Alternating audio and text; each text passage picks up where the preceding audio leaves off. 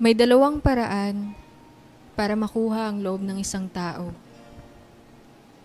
Unay, ilapit ang sarili. Palagi ang pangangamusta.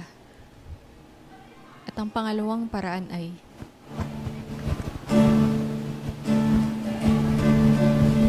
at ngayon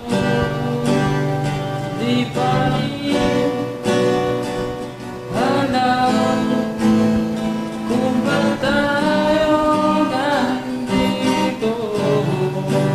Pwede ba tigil mo na ang pahit ng mundo? naglalakad lang ako noon. Ang daan ay hindi pa ganun kadilim. Pauwi ako galing opisina. Ang suot ko'y may pagkahapit. Mag-aabang lang sana ako ng jeep nang biglang may tumigil sa harap ko. Miss, sabay ka na. Sabi ko naman ay, hindi na po. Malayo po ang iniuwian ko.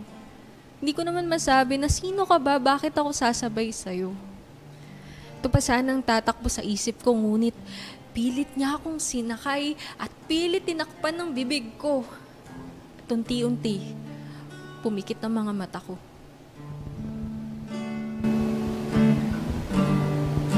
Dilim ang paligid,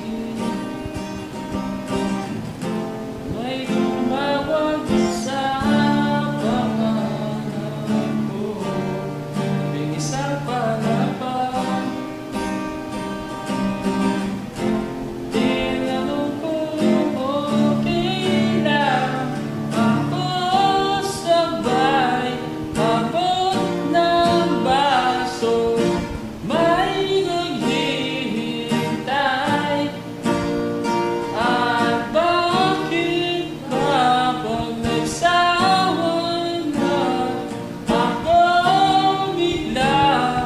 Ayoko na. Nagising na lang ako na nasa loob ng isang kwarto. Ang dilim. Wala akong gaanong matandaan. Ang huli kong naaalala ay nag-aabang lang ako ng jeep.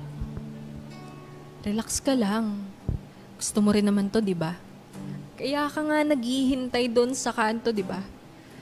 Suot mo'y may pagkamalaswa kaya hindi ko kasalanan na ikaw ang pinagpantasyahan ko. This oras ng gabi, ikaw lang ang bukod tanging naglalakad sa daanan. Para kang hindi babae.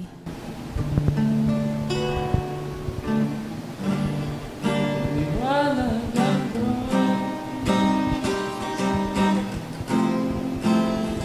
di ko na masasayan ang lahat ng bagay at lumuguhit na lang sa aking lalamunan. Ewan mo at ewan natin, sino may pagkanap, at bakit ba lumilabo na gintong alak dyan sa paligid mo?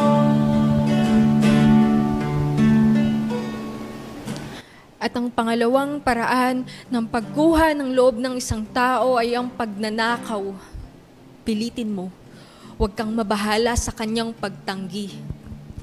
Ang alingaw-ngaw ng kanyang pag-iyak ay huwag mong pansinin, sikapin na sa dulo hindi niya magawang magsalita tulala. Dahil nakuha mo na. Nakuha mo na ang loob ng isang tao sa pangalawang paraang ito. Nakuha mo. Ang natitira niyang pag-asa, ang dangal na mayroon siya.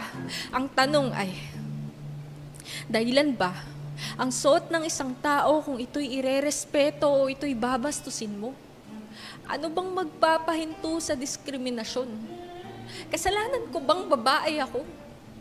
Kasalanan ko bang hindi mo kayang wakasan ang diskriminasyon at karahasan na ang implikasyon o konotasyon sa mga kababaihan ay palaging kahinaan?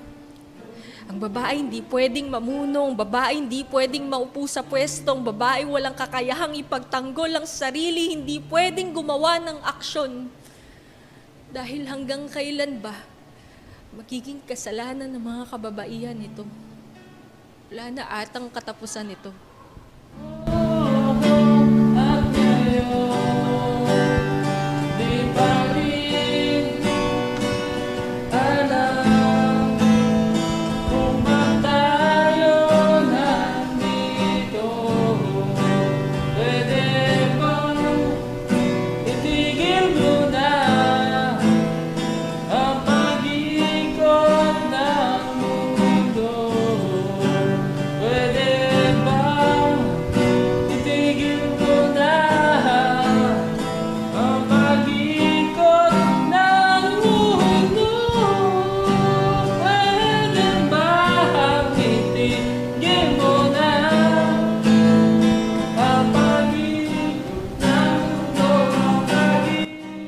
Dahil hanggang kailan ba magiging kasalanan ng mga kababaihan ito?